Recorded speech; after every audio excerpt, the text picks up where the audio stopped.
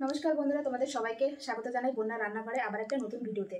আশা করি সবাই খুব ভালো আছো, আমিও খুব ভালো আছি। তো আজকে একটা দুর্দান্ত রেসিপি নিয়ে চলে এসেছি। বাঙালিদের প্রিয় যেমন ইলিশ মাছ, চিংড়ি মাছ, তার সঙ্গে কিন্তু পাবদা মাছটাও খুবই প্রিয়। তো পাবদা মাছের আগে আমার চ্যানেলে অনেক রেসিপি দেওয়া আছে সর্ষে পাবদা, কিন্তু আজকে সর্ষে পাবদা বানাবো না, আজকে বানাবো পাবদা মাছের তেল ঝাল, একটু অন্যভাবে বানাবো। তার জন্য কিন্তু পুরো ভিডিওটা দেখতে হবে। আর দেখো পাবদা মাছের সাইজগুলো দেখো, এ দেখো মাছগুলো, এক একটা পাবদা মাছের সাইজ দেখো। এত বড় পাবদা মাছ আগে কখনো দেওয়া হয়নি, আগে দেওয়া হয়েছে পাবদা মাছের রেসিপি, কিন্তু এসছে সাইজে ছোট, আজকেই কিন্তু বড়। দেখো পাবদা মাছগুলোর সাইজ দেখো, সচরাচর কিন্তু এত বড় পাবদা মাছ পাওয়া যায় না। এই দেখো, একটা পাবদা মাছ খেলেই কিন্তু পেট ভরে যাবে। দেখো, তো এই পাবদা মাছ কেটেই কিন্তু আজকে তেল ঝাল বানাবো। দেখো, তো দেখো এখানে কিন্তু 1 কিলো পাবদা মাছ আছে। দেখো সাইজগুলো দেখেই তোমরা বুঝতে পারছো যে কত বড়, জানি না ফোনে কত বড় দেখা যাচ্ছে ক্যামেরাতে। এই দেখো সাইজটা দেখো। আর এই পাবদা মাছের তেল ঝাল খেতে কিন্তু দুর্দান্ত লাগবে বন্ধুরা। তো এখন মাছগুলো কেটে নেব। তো প্রথমে কেটে নেব মাছ। এই দেখো এই সুর কেটে নেব, এই যে ঠোঁটে কাটাগুলো, এই দেখো এখানে দাঁত, এটুকু কেটে নেব।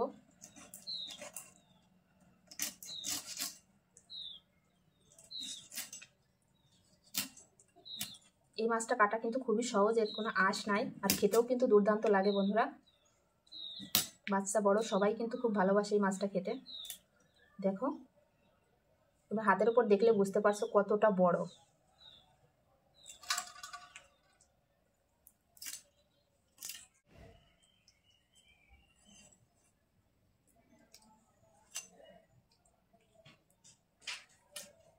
তো দেখো একটা পাবদা মাছ কিন্তু আমার কাটা হয়ে গেছে। এভাবে সব মাছগুলো কেটে নেব।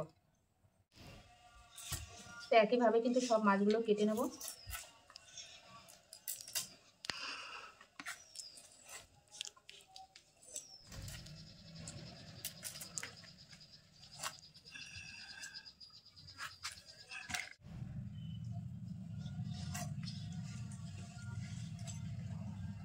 দেখো, আর এই একটা মাছ কাটলেই কিন্তু হয়ে যায়। দেখো সাইজগুলো দেখে আমি আজকে অবাক হয়ে যাচ্ছি, এত বড় পাবদা মাছ আমি আগে দেখিনি।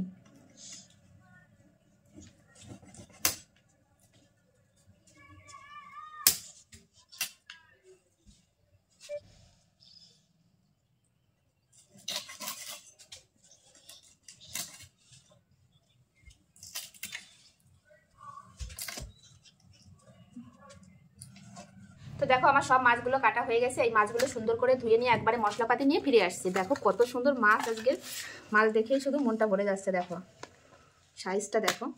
তো মাছগুলো ধুয়ে নিয়ে একবারে মশলাপাতি নিয়ে ফিরে আসছি। মাছগুলো পরিষ্কার করে ধুয়ে নিয়ে চলে এসেছি এখন রান্নার সামনে। তো পরিমাণ মতো মাছ নিয়ে নিয়েছি, সব মাছ রান্না করলে তো আর একবারে খাওয়া যাবে না, তো পরিমাণ মতো নিয়ে নিয়েছি। এরকম মাছ। তো মাছে প্রথমে লবণ হলুদ মেখে নেব, দিয়ে দেবো লবণ, আর দিয়ে দেবো হলুদ গুঁড়ো, আর দিয়ে দেবো একটু সর্ষের তেল।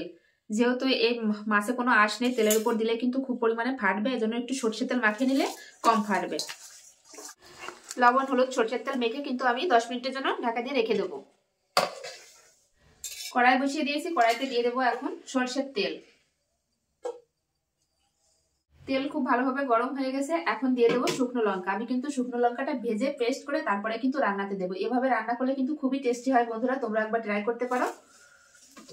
তো শুকনো লঙ্কাগুলো ভেজে নেবো।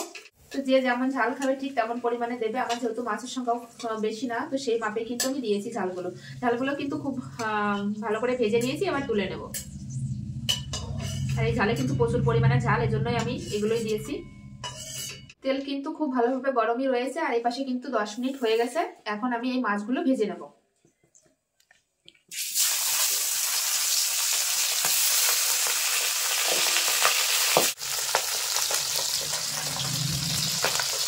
এক সাইড ভাজা হয়ে গেছে মাছগুলো, এবার উল্টে দেবো।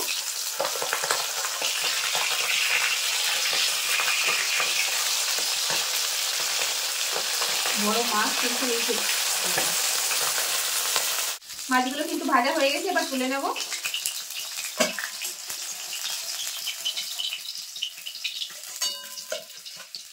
বাস এগুলো কিন্তু একইভাবে ভেজে নেব, এবার দিলেই হয়ে যাবে।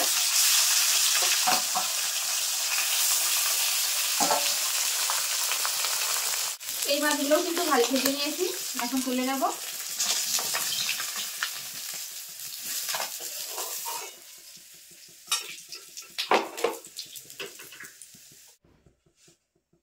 তো ওই তেলের ভিতর কিন্তু আমি আরেকটু তেল দিয়ে দিয়েছি। এখন ফোড়ন করে নেবো। ফোড়নে দিয়ে দেবো হচ্ছে গোটা জিরে আর তেজপাতা।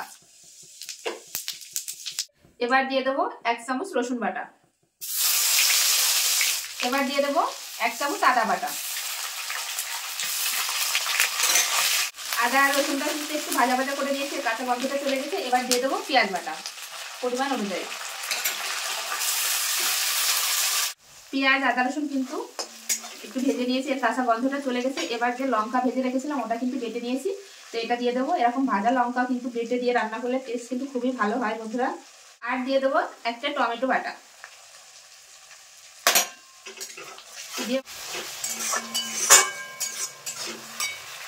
এবার দিয়ে দেবো 1 চামচ জিরে গুঁড়ো, আর দিয়ে দেবো 1 চামচ ধনে গুঁড়ো,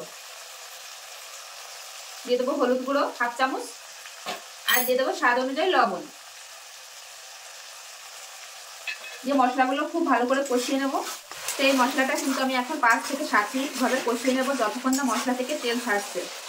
দেখুন মশলা অনেকক্ষণ ধরে কষিয়ে নিয়েছে, মশলা থেকে তেলও ছেড়ে দিয়েছে, সুন্দর করে ভাজা ভাজা হয়ে গেছে মশলা। এখন জল দিয়ে দেবো, ঝোলের জন্য জল দিয়ে দেবো।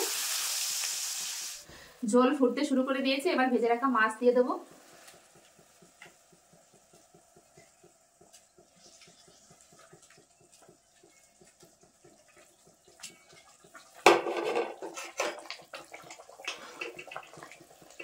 এবার উপর দিয়ে দিয়ে দেবো হচ্ছে 4টে কাঁচা লঙ্কা, দিয়ে কিছুক্ষণ ফুটিয়ে নেবো আমি।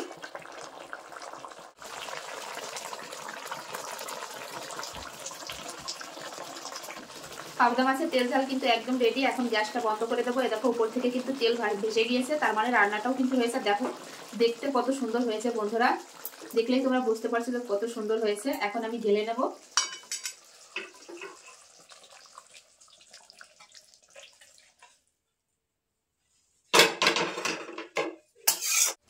তো রান্নাটা হয়ে গেছে পাবদা মাছের তেল ঝাল। তো আজকে তোমাদের আমি খেয়ে দেখাচ্ছি না, এই দেখো রান্নাটার কালারটা দেখো কত সুন্দর এসেছে বন্ধুরা। একদম সম্পূর্ণ বাটা মশলা যেহেতু রান্না করেছি আমি। তো আমার এই পাবদা মাছের তেল ঝালের রেসিপিটা কেমন লাগলো অবশ্যই কমেন্টে জানাবে বন্ধুরা। ভালো লাগলে অবশ্যই লাইক কমেন্ট শেয়ার করবে, চ্যানেলটি সাবস্ক্রাইব করবে।